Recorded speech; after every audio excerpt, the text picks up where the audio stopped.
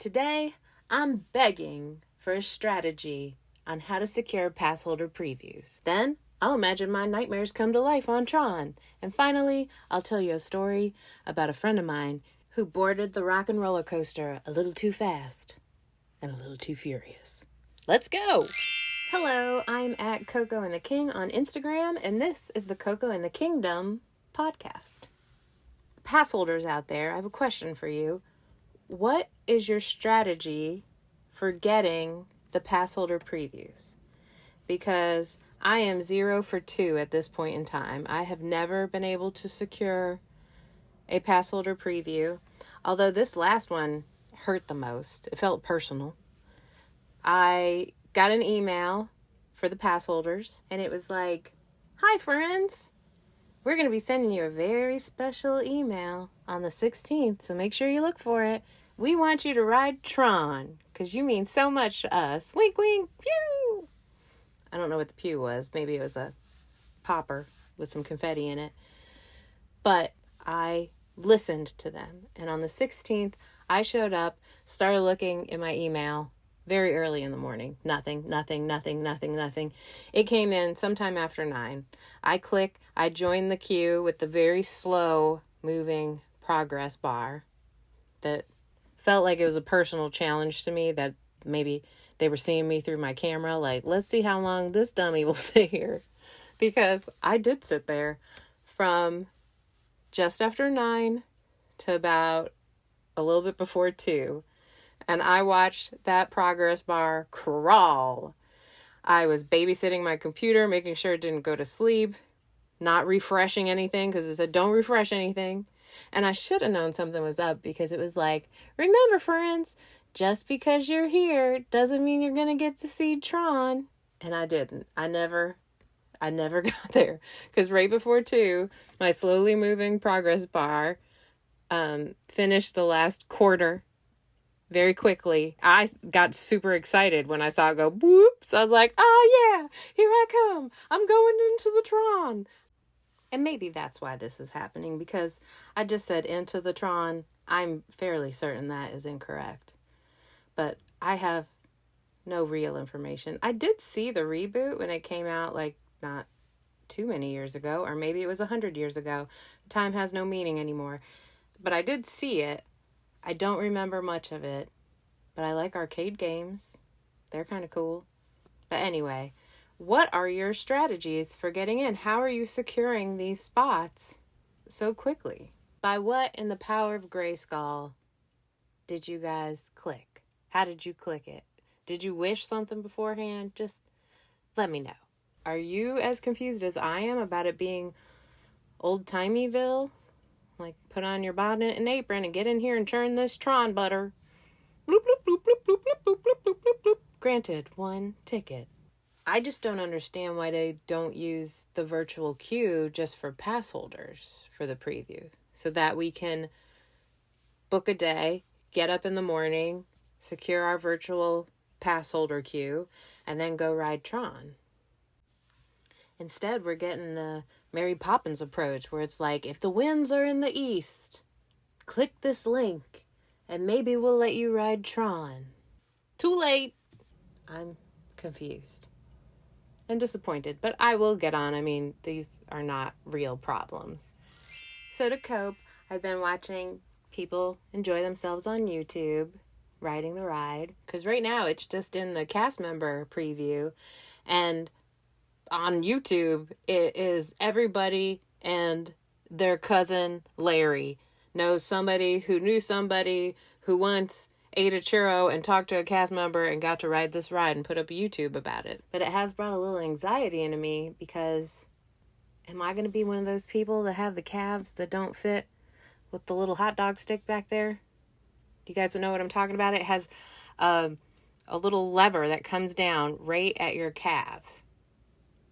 And some people, that's where they don't fit on the ride, is that they have big calves or their knee is too high or too low. I'm not sure. It's all a question mark.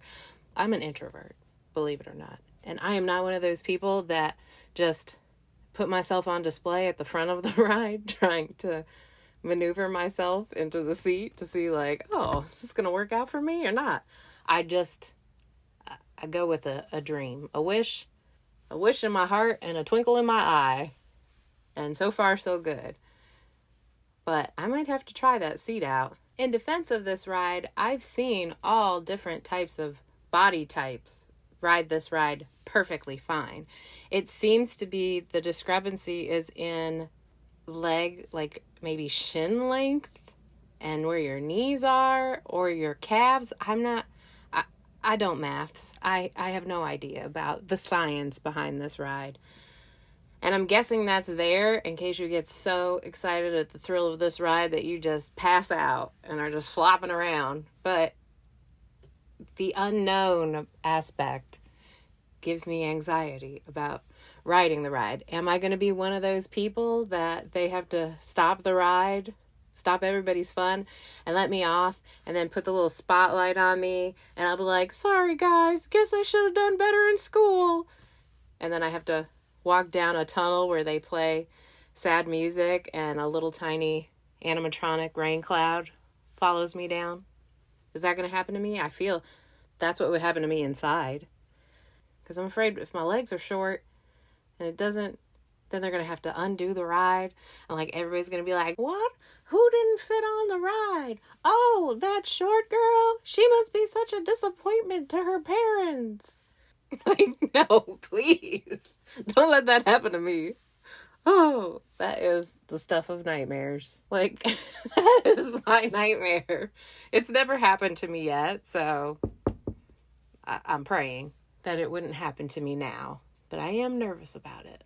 I think when something goes wrong on a roller coaster, somebody gets nervous, they're too tall, they don't fit in the seat the way they should or want to, that a little puffy pink cloud should come down and block the view of onlookers.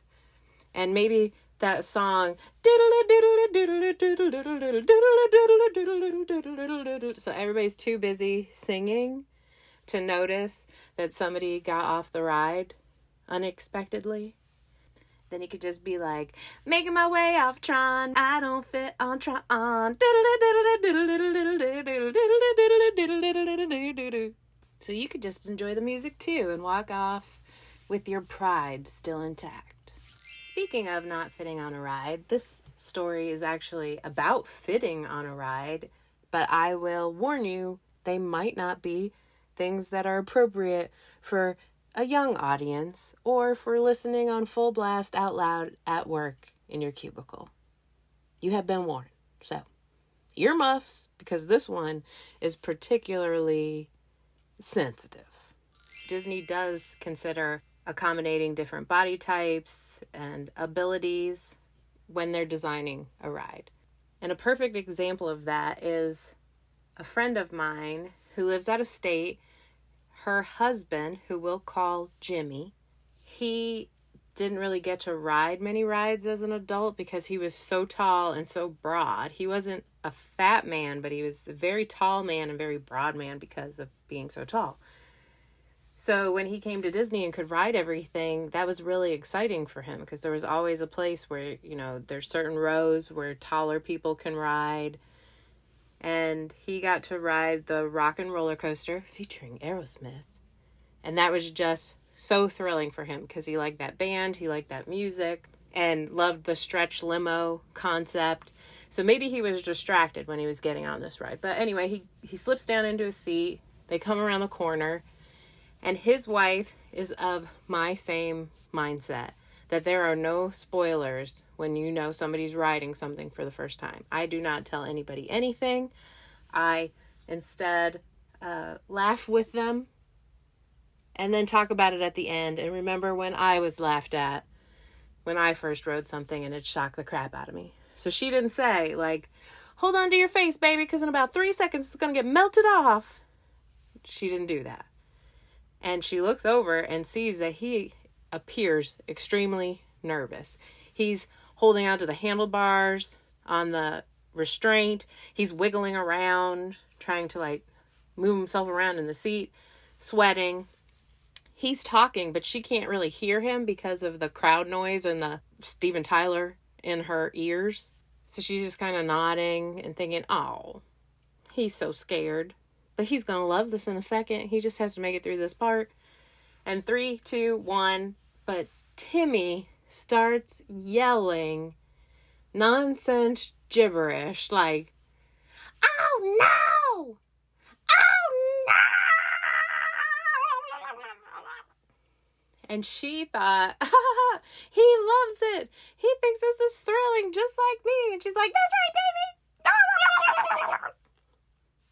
But Timmy would yell through the entire ride. Through the donut, through the barrel rolls. He is screaming the entire time.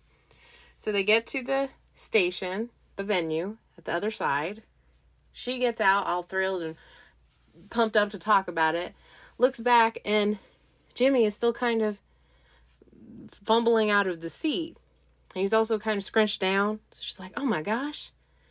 Did he ride this roller coaster so hard that he got condensed? Which that's not how science works. I know that. But he wasn't just scared or rode so hard that he was condensed now, just a shorter person. If we rewind back to where Jimmy was very nervous at the tunnel and scrunching and scrunching, it was because when he slipped into his seat in the thrill of the moment, like not really paying attention until it was obviously too late, he, how do I say this delicately? He scrunched the kiwis. So he scrunched and scrunched the kiwis and the kiwi hairdos. And, he was real uncomfortable about that. But he was locked into his seat, just about to blast off of the face of the earth. And all the crowd noise is happening. He's desperately trying to wiggle around to free the kiwis and the kiwis' hairdos from the situation that was happening. So he's wiggling, squishing, scrunching, and nothing's happening.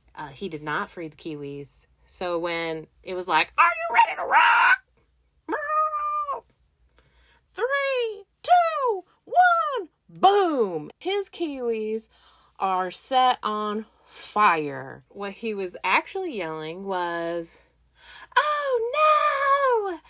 Help me! It's my nut hairs! My nut hairs!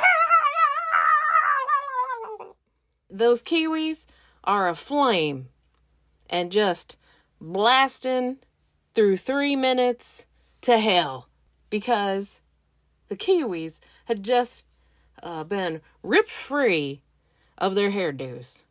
And he is tunneling through despair and pain, on fire. And this is just a PSA for anybody out there that rides the Rock and Roller Coaster featuring Aerosmith or Tron or anything else where you might got pinched or scrunched. You must pop up a hand as soon as you notice.